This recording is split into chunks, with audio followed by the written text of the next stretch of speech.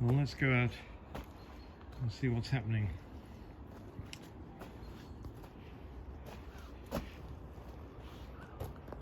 Just passing this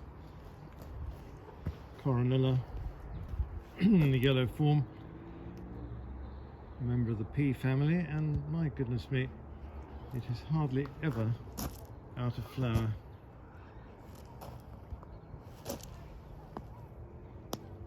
A wonderfully useful plant. I've known it as Coronilla glauca citrina, which means yellow, lemon yellow. It's got a few more names added on by botanists since then. Very useful.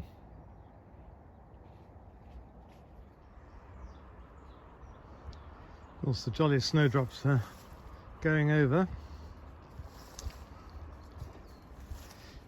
But seeing the pile of coating fibres from this palm tree, which initially I removed on this particular specimen, and I'll tell you why. When I was visiting Italy in the 1990s, I noticed that in the Villa Taranto, wonderful garden in the Lake District, they had shaved the trunks of the Chuzan palm, Trachycarpus fortunei. I'd never seen that before, and in fact it made them look sort of quite different. And this made me think of our trip to Sichuan in 2004, when we met a peasant old man who'd made a jacket from the hairy coverings of these palms. A member of our group decided that they would buy it off him. We were rather worried it might be full of fleas and lice, but there we go. You don't see many of those now, except in very rural parts of southwest China. Coming up the path, I'm struck by the wands of catkins on this pink willow from Japan. It's a form of a willow called Gracilis styla, and that willow tends to have different coloured catkins, which is what these pink things are, and mostly yellow. But there is a form with black catkins, which is quite dramatic, and a Japanese grower of flowers for indoor use, commercial flowers, discovered this pink form and marketed it. Called it after a volcano in Kyushu in Japan called Mount Azo. Not quite sure why.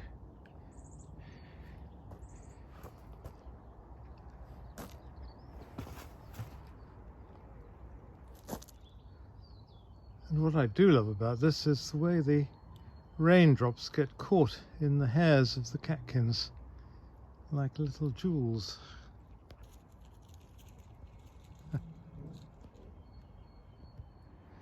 And I just thought I'd show you what happens after about 3 weeks. The pollen starts showing yellow, having first gone red, reddy orange. Isn't that extraordinary? Quite a combination of colours, and a tiny bit of the pink hanging on at the top.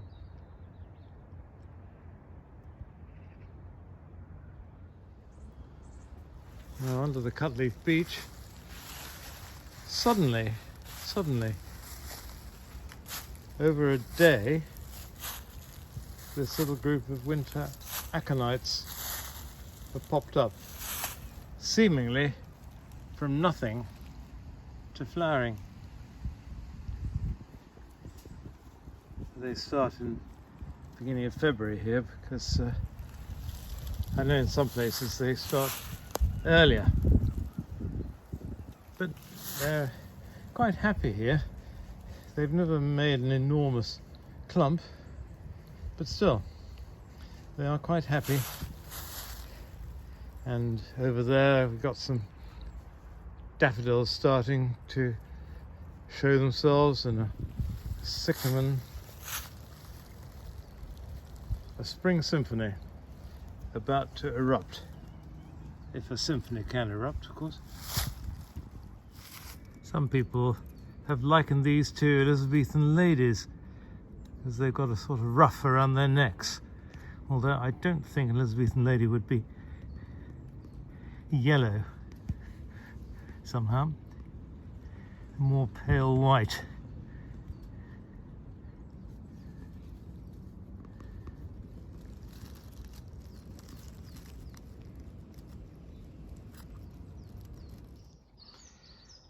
Since making the last bit of video, I was rather disparaging about this little berberis.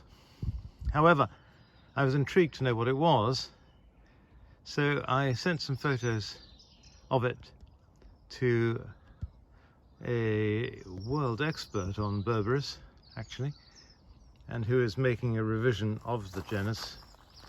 And he got quite excited because he has seen this one collected by a mutual friend in exactly the same part of southwest China that I collected it, and he is at a loss as to know exactly what it is. He thought it might be a form of the berberis called Gagnepanii, which is quite a common one there, but the leaves are smaller, it flowers a month earlier, and so he sent some material for DNA analysis to a DNA lab in Taiwan to try and identify this. So actually it's turned out to be rather more exciting than I first anticipated. We shall await developments. Little teeny tiny flowers, very sweet. And they go on flowering for several weeks. I planted this witch hazel about 35 years ago. It's one of the older varieties of Hamamelis, and it's the pale yellow form called pallida, which means pale. But I really think you have to go quite a long way before you can find a better witch hazel than this one. It has really stood the test of time, I would say. And of course the scent is lovely and unmistakable.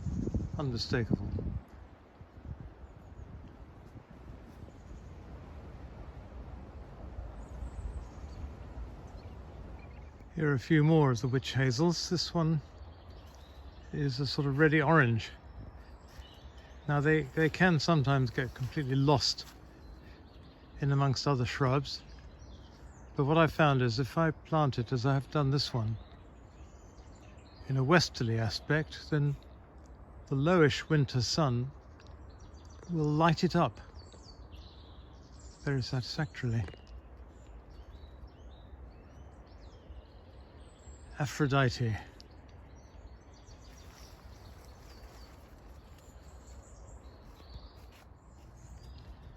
And here's another one, Aurora, the dawn.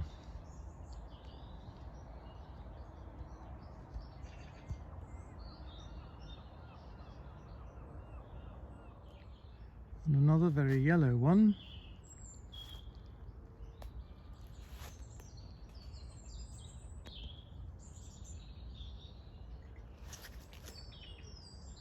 They all have this lovely scent, of course.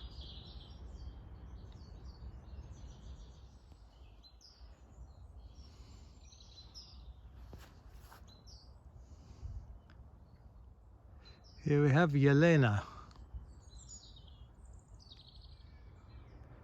Passing by the lovely, delicate, flowered Camellia Cornish spring.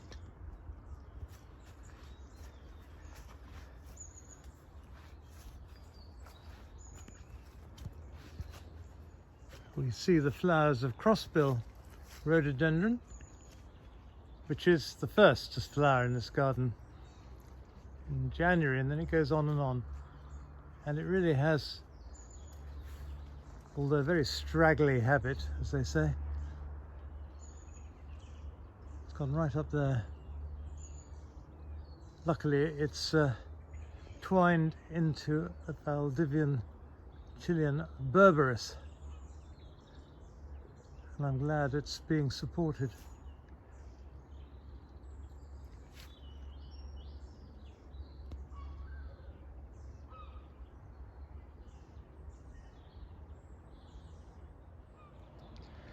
Now here's another welcome sight, a rhododendron flowering early. This is a rhododendron called PJM. PJM stands for Peter Mezzett, who bred this in the 30s and 40s from two hardy rhododendrons. One called Rhododendron doricum, which doricum means from Siberia, and the other was carolinianum. Anyway, several seedlings were produced, very, very hardy, down to -23 centigrade, and distributed, but they were all slightly different, but very valuable for their very early flowering. Interestingly, Peter Mezzett was from a Latvian farming family originally, and in the 1880s fled Latvia to avoid conscription into the Russian army, and eventually found himself in the US and started a nursery. Well, how things haven't changed over 150 years. One of the earliest of the acacias to flower in this garden is the mimosa.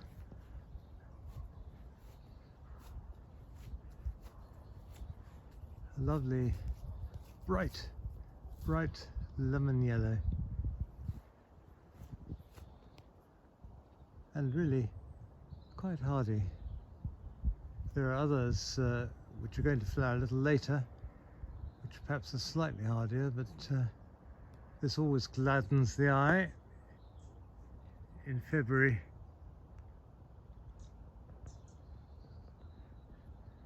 Of course, what you can't do with a video is to take in the Algerian irises, which are just below it, and these make a lovely combination. Iris unguicularis.